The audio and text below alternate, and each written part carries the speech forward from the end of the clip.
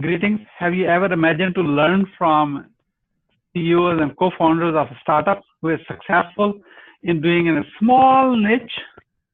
And many think it's very boring. However, there are so many lessons and they made it through. And in fact, you don't have to even learn from me at all. I am here to learn with you directly with my special guest today. And my guest is the CEO of a transportation company who are helping as a platform, as a tech platform, who's helping us shipping and carriers, smaller shippers and carriers. Who cares about smaller shippers and carriers? My guest cares about it because everyone want to go big, big, big. However, there are so many, what they call it, a Fortune 500 company, and there's an unfortunate 5 million company. That's why he want to go into the smaller ones. However, so many of them. So in case you don't know me, my name is Mohammed Siddique. I'm the host of a growth hacking show and the co-author of New Success Secrets. With me is my special guest, Marvin Harris. He is the CEO of Ovalz Freight Tech technology platform, is helping on a supply chain management platform dedicated to help the smaller shippers and carriers. And he has been doing for almost like 4 or 5 years now. And he's live with us right from Washington, D.C. from his office. Please join me to give a warm welcome to my special guest, Marvin Harris. Marvin, welcome. Hi, thanks for having me. Yeah. Marvin, let me start with this. Where were you? What happened? Who you are surrounded with that inspired you to get started with Ovalz? That's a really interesting question. I would say for me, it was a journey, a series of activities to get me where I'm at right now. When I first started this company, I was more of a consulting firm, but we were always rooted in one thing, and that was helping people solve problems. And I realized we really couldn't do that until we created a product that helped a specific target audience. And so when we start building our product, I don't think we knew who our customer was, and we had to do some soul searching to figure that out. And we did that by working on an investor deck probably about 8 months ago, and it helped us shift our brand focus. We were too focused on technology instead of how we were helping customers. And once we figured that out, then I'd say we became a real business. Before, we were just trying to make money. So your story has a great lessons. If you're just focusing on money, it's not going to work out. Yeah, definitely. Because, there's a lot of books you can read, like Simon Sinek, Peter Thiel, on. And Play Bigger is another book I love. But they all have common themes. Have a point of view, know who your customer is, and carve out a niche for yourself and that you can try to grow and scale or dominate. And so I took those things to heart as I read those books.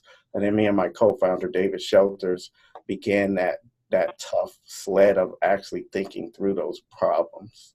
And that's how we got to where we're at now, which is a freight tech platform for smaller shippers and carriers. But we started building before we knew who we were and why we existed.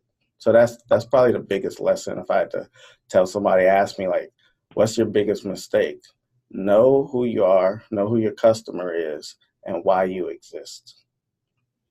Wonderful. Without a customer, we don't have a business, You don't.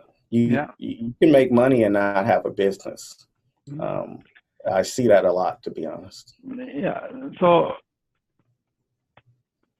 Marvin, I was reading your profile, and you say here somewhere where it says only monthly package is $20 per user with no long-term obligation. How you keep?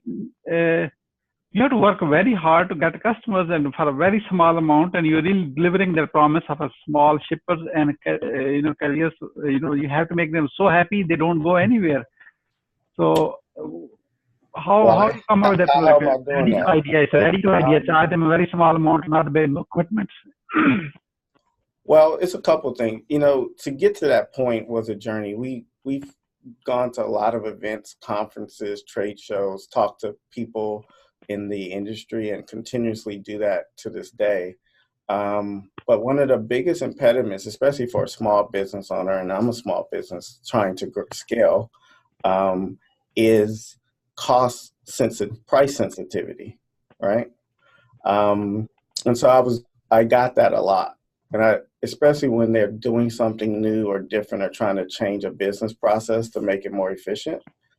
And so I believe if we add value and we keep adding value by expanding the platform into other areas, people will stay. If we're not doing a good job, we shouldn't have you as a customer. So it puts the pressure on us to be the best we can be. And I feel like if we do that, people will, use our platform more and hopefully stay and grow with us as they grow. So wonderful. That's great. So based on Marvin, based on your experience, what are the top 3 missteps what not to do in your business to grow your business, because you just have gone through as a startup in this? Yes. I would say number 1 on my list is people. Hiring the right people at the right time, or because I would say one of our cash flow lessons, I would call it, is you hire people you know instead of the people you need at the time where you're at in your business, because that's easy and comfortable. And so you have to really have a process to get the right people at the right time, at the right, that can work with a startup. Just because your friend was great at, you worked at IBM or Coca-Cola, one of these big companies, doesn't mean they're the right person for your startup. And understanding that's 1. 2, be willing to let go of things so you can be the best leader you can be. And that was a tough thing for me. Because you're trying to feel like you want to help in every way, but you're actually a roadblock. So that's number 2. And don't be afraid to be open to new ideas that come into your business from people that may not be founders or family or whomever, because the best ideas come from people sometimes who have an outside view, whether it's a vendor or whatever. And I've had many conversations with vendors that are passionate about us being successful, and they've given me some great perspective that helped us shift some things that we weren't doing correctly from their experiences, because they've worked with so many different types of business, especially sales and marketing people. They really have a good eye for certain little things you might miss because you're in the weeds of it all. Wonderful. Not hiring the right people. Mm-hmm. That's big. Hiring the right people, managing cash flow for your strategy execution. Yeah. And the third thing is listening, being open to outside voices. Yeah, because you can't read a label from inside the job. So, so those people are from outside, they can feel something, Mm-hmm.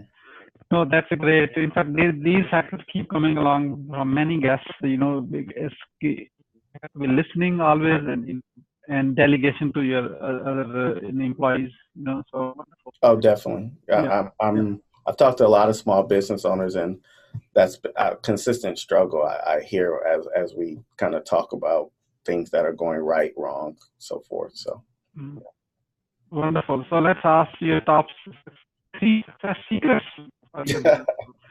Okay. From those lessons, I would say the one challenge I've seen with myself and our staff is you can become victim of your past job experience.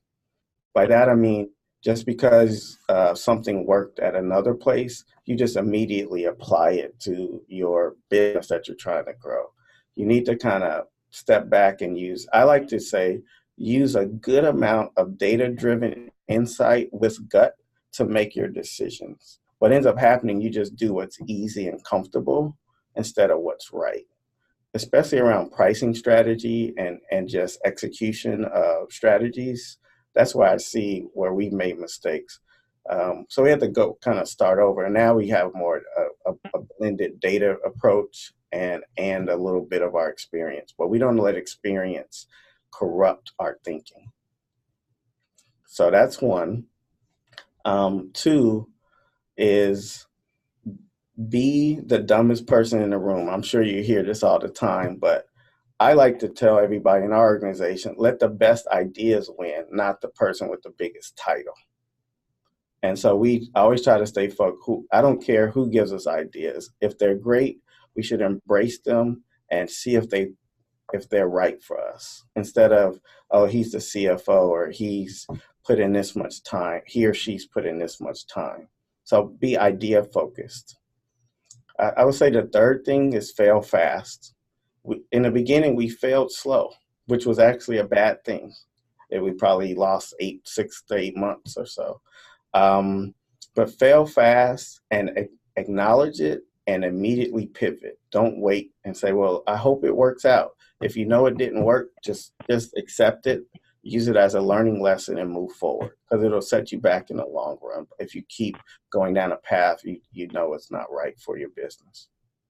Oh, thank you, Marvin. These are great nuggets. We can all apply it in almost in every business. They are like business independence. It's a great wisdom from you. And so let me ask you another question. How you are growing your Ovalz business right now, your platform? How you are trying to get to smaller shippers and carriers right now? Well, we break up our sales and marketing into 3 buckets. I call it strategic partners, and those are what we call people who indirectly or directly have brand. Their brand interacts with our customer base. So we use that's strategy 1. Identifying those influencers and those people that can be resources for customer acquisition that's mutually beneficial. Number 2 is obviously digital marketing and campaigns and ramping up in those mechanisms. Right now, we're trying to use it to get early people interested in early access program or learning more about what we have to offer.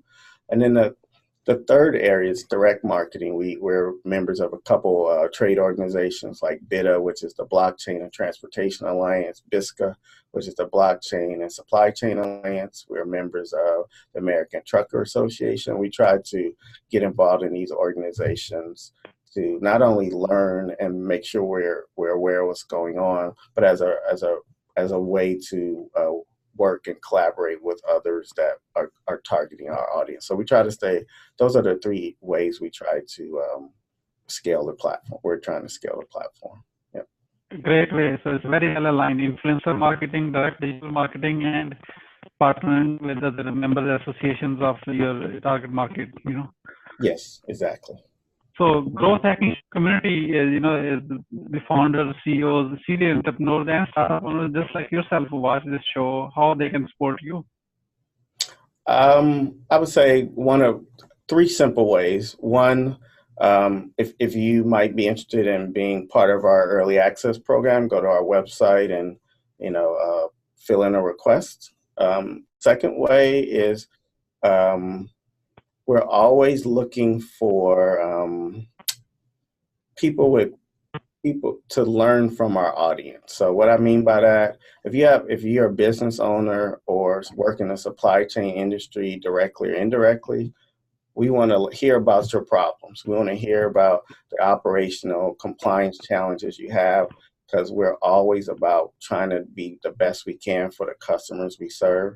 And if anybody wants to share 10 or 15 minutes to talk to us about their insights, they can email me at marvin@ovalz.io or reach out to me on LinkedIn. And the third way is subscribe to our newsletter. We like to consider ourselves you joining our Ovalz family, and we call each of our subscribers Ovalz Insiders.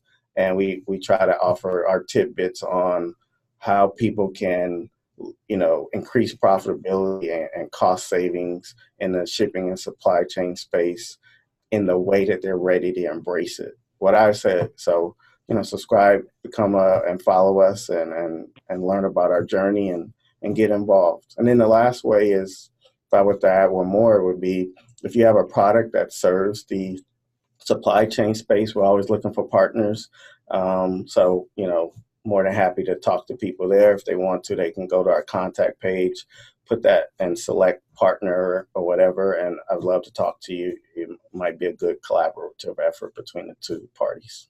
So wonderful, Marvin. You gave us so many ideas and plus how many ways to connect for willing to be a resource for others if they want to be, in your community. Oh, that's definitely. Not only take, you are a giver at the same time, so you're open for both. I believe my mission, whether in this business and when I work was a consultant, and every job I've ever had is about helping people reach their goals. And by helping doing that, I feel like I'll reach mine. And so that's always been, ever since I worked, kind of how I've gone about my professional life. So wonderful. So Marvin, I'm going to ask a kind of personal question. How sure. you keep, okay. You know, running a business is a roller coaster. Sometimes it's up, sometimes it's down. Yeah, Based on however we feel it, you know. So here is my question. When you feel like on a down, how you keep going? What keeps you going? What's the secret? What keeps me going? My son, my wife, my family, and my passion for what I'm doing. Those collectively keep me going, because my wife lets me know it's never as bad as I think, and I don't need to sweat it too much. And my son, he's one, so he's a young guy. He's just happy all the time, no matter what's going on. So he makes me have perspective that no matter what I think, tomorrow's a new day, and you get to start again. And so I think those are the things that root me. And I listen to music sometimes. That helps me too. So those are the things I use. On a lighter note, Marvin, you probably put in a simple words what your wife on that time. So Marvin, as we are about to wrap up, what would you say as a final word? The advice I'd give is be open. We all want to execute. That's our goal. We're always trying to execute for a larger strategic plan. And the only way we can do that is being open and being focused on execution and not on minutia. Where I've failed is I was not focused on executing. I was focused on the small details. So stay focused on the bigger things you're trying to accomplish. And that would be what I would just advise people from my failures and the things I haven't done well that I've learned from. So. Great, Marvin Harris. Thank you so much for sharing your wisdom with us today on the behalf of Growth Hacking Show community and our entire team. We really appreciate you. This is Mohammed Siddique signing off from our channel. Wishing you good luck, good sales, and I do have a podcast again with the amazing guests, and all best wishes. Thank you very much. It was very fun. I enjoyed it.